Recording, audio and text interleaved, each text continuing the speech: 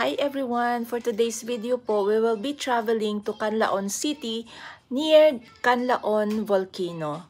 So Canlaon Volcano po is actually located po siya sa towns ng Murcia, La Castellana, City of Bago and La Carlota, sa part po ng Negros Occidental, and then sa part naman po ng Negros Oriental is located po siya sa Canlaon City. As you can see po sa video, yung Canlaon Volcano po is seen sa bandang part ng Isabela, Negros Occidental. So background po siya ng malawak na mga tubuhan dito sa Negros. Makikita po natin napaka-majestic po ng picture ng Canlaon Volcano.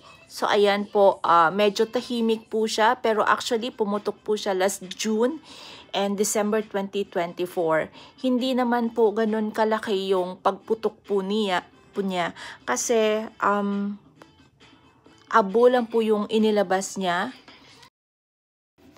And yung abo po niya, umabot po siya ng Guimaras Island and part po ng Iloilo.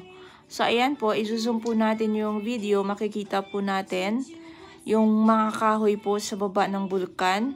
Na-cover po siya ng abo na ibinuga ng bulkan sa kanyang pagsabog noong 2024. Ayan po, yung bandang tuktok naman po, dati na po yan na may ganyan po, yung parang pinagdaanan po ng lava flow nung mga pagputok po nung mga nakaraan na sobrang lakas po. Ayan po. Napakaganda po ng view galing dito sa La Castellana po. Background po siya ng mga tubuhan. Napakalawak po na tubuhan dito sa Negros Occidental.